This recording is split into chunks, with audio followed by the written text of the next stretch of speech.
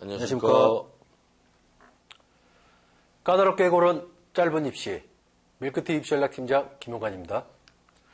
오늘도 합격 사례 빅데이터 에듀고의 전상현 대표 나오셨습니다. 안녕하십니까? 안녕하십니까. 예. 오늘 지금 이제 이 학생은요. 네. 지금 이제 내신 2등급에 근데 국어 문과 학생인데 이제 국어가 좀 안 나오네요. 사탐도 그렇고. 예. 의외로 이제 최근 경향에서 예? 수능 국어 때문에 이제 입시가 꼬이는 친구들이 되게 많잖아요. 아, 맞죠. 예, 그렇죠. 이제 아마 그게 이름이 예. 국어여선 안 되는 과목을 국어라고 하는 것 같습니다. 그러니까 학생들이 제일 당황하는 게 국어라고는 돼 있지만 과학 지문도 나오고 예술 지문도 나오고 경제 지문도 나오고 하니까 이게 무슨 국어냐 이제 이렇게 묻는 경향이 크죠. 근데 실제로 수능 국어는 국어라기보다는 대학교 1학년이 구사할 수 있는 한국어 구사 능력에 대한 시험이라고 평가하고 해석한다면 아마 지문이 그렇게 펼쳐지는 게 이해가 될 겁니다. 근데 학생들이 이거를 이제 단순하게 국어라고만 생각을 하고 덤비다 보니까 국어에서 의외로 자기가 늘 쓰고 있는 말임에도 불구하고 의외로 좋은 성적을 못 받는 경우가 많은데 이 학생도 이제 그 덫에 걸려 있는 학생인 거죠. 이 학생은 이제 보니까 여기 수도권 일반고 남학생이네요. 근데 눈에 띄는 게 하나 있어요. 여기 그 노력형. 뭐 얼마나 노력을 했길래 여기. 이 학생 이제 그 면담을 하다 보니까 정말 쉬지 않고 공부를 합니다. 너무 열심히. 그 이제 오히려 이제 문제점이 너무 열심히 해서 문제가 되는 거죠. 쉬지 않고 열심히. 왜 문제가 될까요, 팀장님? 부모님 엄청 좋아하실 것 같은데 이게 이렇게 돼버리면은 좀 뭐라 그럴까 좀 공부할 때도 좀 핵심 포인트 찾기 좀 힘들 때도 있고 또 본인이 좀 충전을 또 한 상태에서 공부를 해야 그 다음 진도가 좀 잘 나갈 텐데. 그렇죠.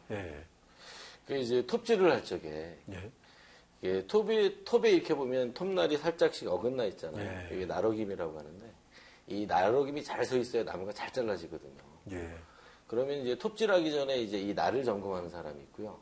날은 보지도 않고 무턱대고 이제 칼질하는 사람도 있어요. 그렇죠. 톱질이 아니라 칼질이죠. 톱에 날이 일렬로 서버리면 그건 뾰뚤빼뚤한 칼이지 톱이라고 볼 수 없거든요.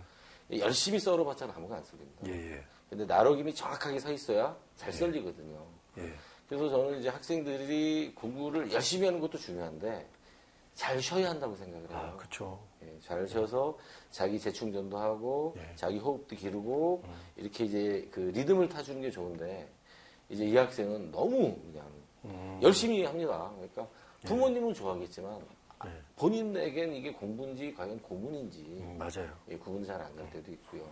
그래서 공부는 일과 공부가 공부와 휴식이 서로 교차되고 병행되어야 훨씬 더 좋은 성과가 난다는 걸 확인해주고 싶었던 학생이었어요.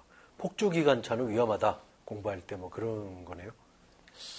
뭐 그렇게 볼 수도 있는데 이제 또 뒷부분 사례에는 또 이제 폭주가 필요한 아이들이 또 나옵니다. 그러니까 쉬지 않고 공부만 하는 건 문제가 있다. 왜 학교가 50분 수업하고 10분씩 쉬지 않습니까? 그런 것처럼 자기 혼자 공부하더라도 50분에 10분을 쉬든 아니면 1시간 반에 20분을 쉬든 자기 휴식을 가져가야 오히려 공부가 더 잘 된다 이런 이야기를 하고 싶은 학생이었어요. 어쨌든 이제 워낙 열심히 공부하니까 그 앞으로 한번 가볼까요? 팀장님 요 내신이면 반에서 몇 등일 거라고 혹시 생각을 해서요? 요즘 이제 반에서 한 20에서 24명 정도 되지 않습니까? 뭐 많은 반은 이제 한 28명까지도 있긴 하지만 어쨌든 2.0이면 반에서 그래도 뭐 이 정도면 수도권이니까 뭐 3등 안에는 뭐 들지 않을까요? 그렇죠. 이게 딱 2등의 성적입니다. 그러니까요. 딱 2등. 그러니까 전교 1등은 한 명이겠지만 반에서 1등은 그 학교에 있는 반만큼에 있잖아요. 그렇죠. 그러다 보니까 이제 이 정도면 이제 이 학생이 반에서 2등 정도 합니다. 다시 넘어가 보면 그 정도 그 성적을 갖고 있기 때문에 당연히 서울 소재 상위권 대학을 자기가 갈 수 있지 않을까라는 생각을 한 거죠. 그리고 이제 그 정도 성적은 되니까 어쨌든 학생부가 평이하지만 부족하지는 않았고요. 그 다음에 어학 관련 활동은 좀 있었습니다. 특히 그 언어에 관계된. 그다음에 이 학생 보고 놀린 게 너는 어학 관련 가겠다는 사람이 왜 한국어 우사 능력은 그뿐이 안 되냐 이렇게 이제 놀렸던 기억이 나는데. 네, 국어 성적이. 예, 그러다 보니까 이제 이 학생은 열심히 노력했잖아요, 정말. 네. 그러니까 이 모습을 진솔하게 담은 자기소개서 이제 학생이 이제 학교 선생님이랑 의논해가면서 정리를 해갖고 왔어요. 네. 그 자소서가 제법 괜찮더라고요. 이렇게 해서 이제 아이의 소원대로 한번 지원을 해봤습니다. 그 지원대학이 뒤쪽에 있는데요. 네. 어쨌든 이제 중앙대학교에는 이제 탐구형 인재를 냈는데 사실 이제 다빈치형 인재가 조금 더 히트율이 있을 거라고 생각을 했어요. 근데 그럼에도 불구하고 이제 탐구형 인재, 경희대는 또 네오르네상스를 냈어요. 예. 그리고 이제 시립대, 건국대, 동국대 이렇게 이제 지원을 했고요. 그 중에 경희대, 동국대가 이제 이 학생을 선택을 해서 두 군데 한 군데 등록을 했겠죠. 예. 어디라고는 제가 말하지는 않겠습니다. 예. 예. 혹시 그 결과에서 뭐 재밌는 건 없을까요? 지금 여기 이제 뭐 건국대하고 그러면 시립대는 지금 안 된 네. 거죠? 네. 예. 그 이제 사람들이 뭐 대학의 서열을 매기고 있잖아요. 그렇죠. 예. 그러다 보니까 당연히 그 서열이 앞쪽에 있는 대학에 합격을 하면 뒤에는 당연히 합격할 거다 이렇게 생각을 하는데 그렇지 않습니다. 그 학교가 평가하기에 이 학생이 자기들이 설정하고 있는 인재상에 맞는가 아닌가가 이제 승부를 가리게 되죠. 예.